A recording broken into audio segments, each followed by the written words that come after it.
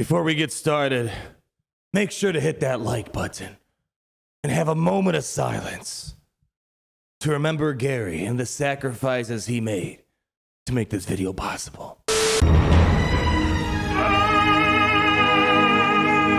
Resistance Bomber, TIE Echelon, TIE Interceptor, and the Outrider. What do they have in common? They're all ships, but not all ships are created equal. This one has been quite the interesting unit for us to review. The Outrider, the latest rebel unit for Star Wars Galaxy of Heroes. What does this ship bring? And the answer might be a bit odd, but I think I have the answer. Long story short, is it a good ship? Yes, but the rebel fleet was already a great fleet. It beats pretty much every ship lineup in the game, with the exception of one-shotting the best executor teams, but it could sometimes already beat executor teams that don't have the ideal lineup or lower stars. And that's one of the weirdest conundrums that this new unit has in the game. It's a ship that wasn't really needed for the rebel fleet, or was it? When we tested out the Outrider the other day and had our little fun, I asked the question to all you guys out there while we were streaming live to billions. Do you have a good competitive rebel fleet? And surprisingly, a majority of those that were attending did not have what we would consider to be a competitive fleet, which includes a good Scandroid Pathfinder and Biston. And with that in mind, this ship makes a lot more sense now. In order to have a competitive rebel fleet in Galaxy of Heroes, it really hinges on the fact you need a high gear Scandroid Pathfinder and Biston. And let's be kind of honest, it's not really the project you had in mind when you go to Galaxy of Heroes. But for most people, you got other more important things to farm, and the problem is multifold with the Scandroid Pathfinder and Biston team. Firstly, they aren't needed for any sort of legendaries. Secondly, they aren't really that easy to gear in the first place. I know they don't need a lot of Chirotechs, but they need 850 Carbantes combined just to get them up to gear 12.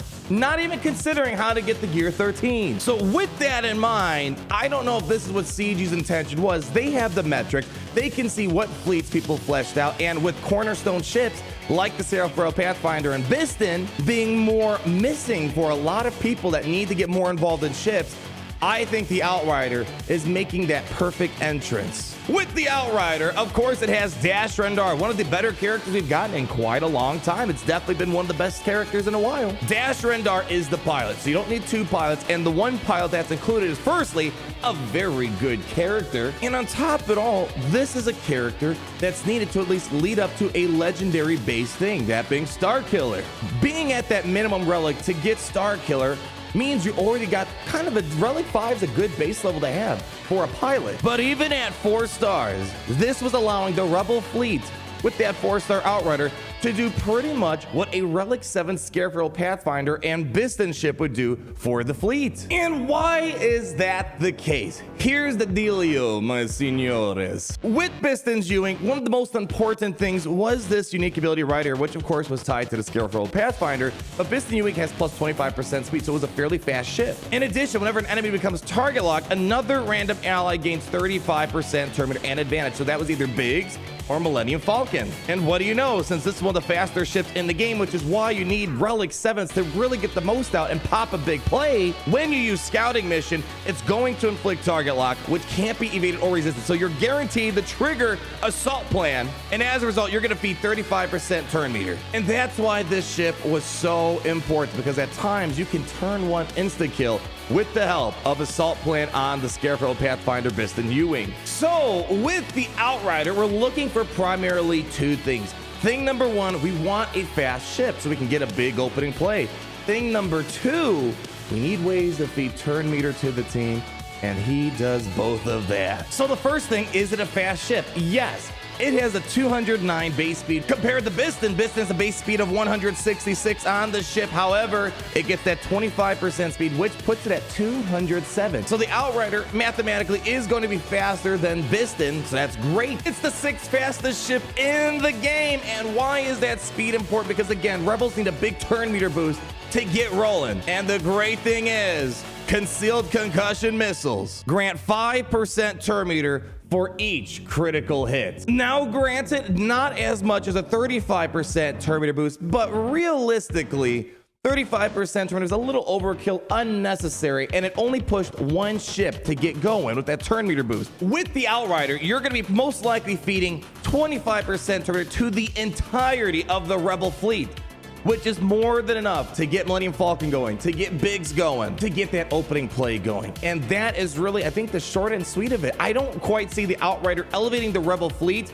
beyond what they already could do, but there's some minor things that might be beneficial. And what's that little bit more that Biston just couldn't offer? And that mainly is durability, survivability, and loads of buffs. Emergency repairs was really nice, and for someone like me who already has Scarecrow, Pathfinder, and Biston reluctantly at a high relic for the ship, this came in handy because yes, I'm able to beat negotiators, but you know, they could be brutal banners sometime. However, with this, the banners are extremely beautiful. All pretty much max banners, it seems like, because he's recovering 20% health and protection, and is granting speed up and tenacity up for the entire team. And then on top of that, if you can max out your download speeds for the Outrider, you have what I call it an ultimate. It's not really an ultimate, it's a baby ultimate. Tons of recovery for the team with the cleanse, the mass debuff dispel, the 50% health and protection recovery, and on top of that, a variety of buffs, such as allowing attackers to dispel stealth and taunt, inflicting defense down. Tanks are able to recover 10% health and protection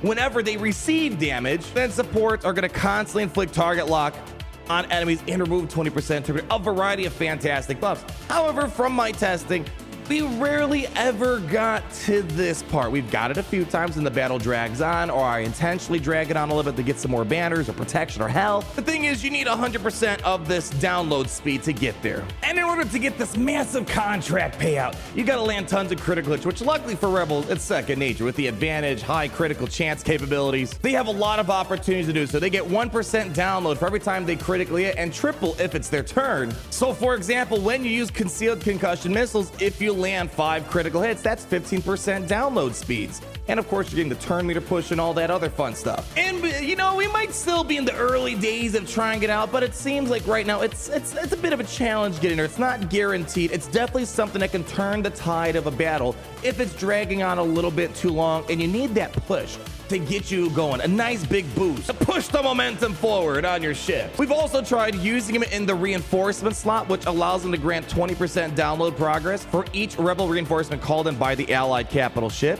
But the main problem is then you need to bring back Scarecrow, Pathfinder, and Biston at the opening play to get something going, or else your rebels will get steamrolled. So it's a bit of a catch-22 at that point. If you have it, okay, you could probably put in there, but even still, I think the Outrider is going to be a fantastic starting ship for the Rebel fleet.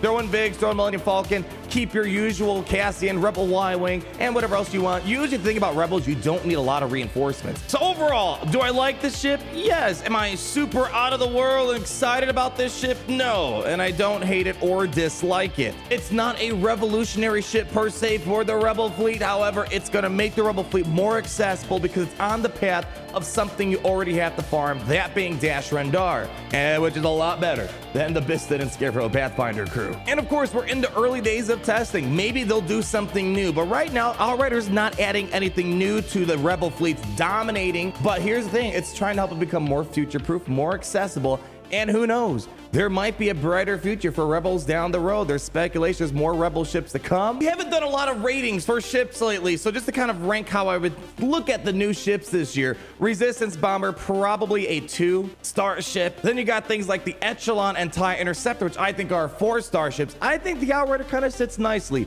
in the middle at 3 stars. I think it would have been higher if the Rebel fleet wasn't that good before, but they were already a very solid fleet before the Outrider decided to ride on into battle here. This should make it a little bit easier to swallow than going for Scarecrow, Pathfinder, and Biston, because you want a character that's great so you can use them outside of ships, but also get a good bang for your buck. And if that is CG's intention, I think they landed the mark. But with the Outrider and the Rebels, they can still beat all their usual stuff, which is pretty much every fleet: negotiators, malevolences, finalizers, and we're able to beat some lower star executors. We're able to take out things like a 4-star executor. 6 stars is when it started to get tricky. But you guys know me, I'm gonna pass the conversation right over to you guys, and you guys can tell me, what do you think about the Dash Rendar Outrider? Do you agree with me that it looks like the purpose of this ship was to replace Scarecrow, Pathfinder, and Biston? If so, Did they do the job? Or maybe is there something else you think is going on here? And if you like or dislike, I love to hear those thoughts. Leave that like, comment